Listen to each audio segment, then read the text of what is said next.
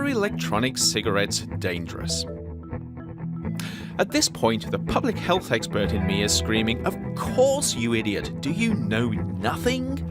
Certainly, there are very real fears that these sleek electronic tubes are hooking a new generation of kids on nicotine, and that this drug should not be considered safe and socially acceptable in any form.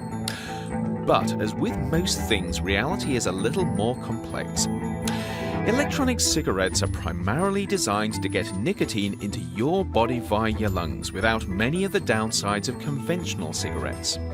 The beauty of the system is that you retain the physical experience of smoking, or vaping as it's called in this case, but without the actual smoke.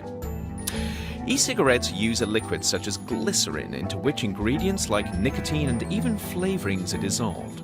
When you take a puff, this liquid is vaporized on a hot wire and forms a cloud of fine particles that, when inhaled, penetrate deep into your lungs. The good news for smokers is that electronic cigarettes don't produce many of the harmful compounds that burning tobacco does, and you get less harmful side stream smoke that regular cigarettes produce. So at first blush, e-cigarettes look like a great way to get your nicotine hit. They might even possibly help some people kick the smoking habit, although the jury is still out on that one.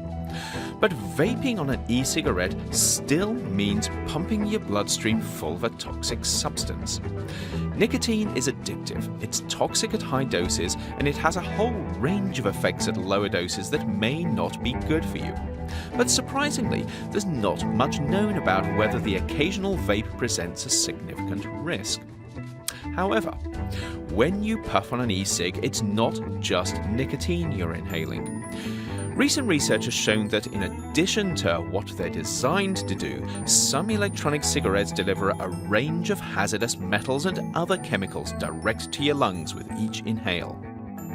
Admittedly, these only seem to be present at very low levels, probably too low to be dangerous in most cases. But without regulations on e-cig performance and use, this may not always be the case.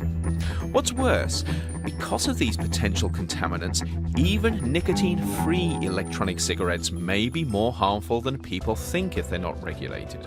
That said, there's no reason why the technology can't be developed to avoid unwanted contamination. The trouble is, while agencies like the US Food and Drug Administration can potentially regulate e-cigs on the basis of their nicotine content, it's not quite so clear how much jurisdiction they have over other substances that may be in your e-puff, whether they're intended to be there or not. If you have any thoughts on electronic cigarettes and their regulation, please join the conversation in the comments.